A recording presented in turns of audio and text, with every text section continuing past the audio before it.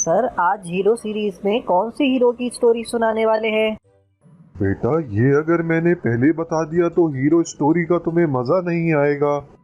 یہ سر پھر جلدی سے شروع کریں۔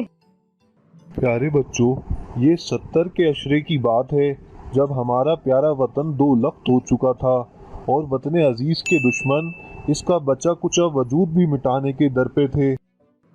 اس وقت ایک نوجوان ہالینڈ میں اپنی پرسکون زندگی گزار رہا تھا، مگر وطن بانٹنے والوں اور اس کی خاطر ہجرت کرنے والوں میں سے ہونے کے ناطے اس کا دل وطن کے لیے کچھ کر گزرنے کے لیے تڑپ رہا تھا۔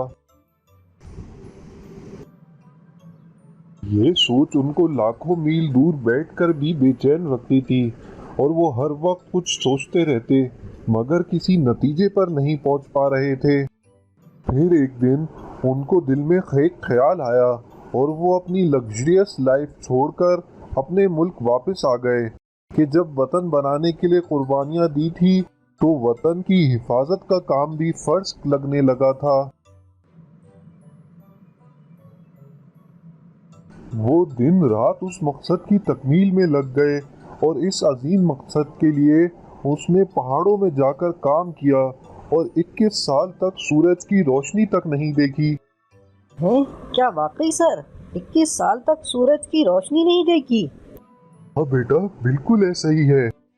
وطن عزیز کے محافظ اس دوران اس کی حفاظت کرتے رہے اور دشمن اس کی کھوج لگاتے رہے کہ اس کے منصوبے کا پتہ لگا سکیں اور اس کو وطن عزیز کے اس عظیم مشن سے روک سکیں۔ اگر ان کی لگن اور ملک کے رکھوالوں کی جافشانی کی وجہ سے دشمن کے منصوبے کامیاب نہیں ہو سکے اور اس پاک وطن کا برا سوچنے والے اپنے ہاتھ ملتے رہ گئے، اور بالآخر 28 مئی 1999 کو وہ دن آ پہنچا جب اس کی برسوں کی محنت کا پھل ملنے کا وقت آ پہنچا تھا۔ یہ الحمدللہ۔ اور چاغی بلوچستان کے مقام پر ان کی سالوں کی محنت کے طفیل ہمارے وطن نے کامیاب ایٹمی تجربہ کیا اور دنیا کی 7ویں ایٹمک قوت بن گیا۔ کیا تم دونوں میں سے کوئی بتا سکتا ہے کہ کس ہیرو کا ذکر ہو رہا ہے؟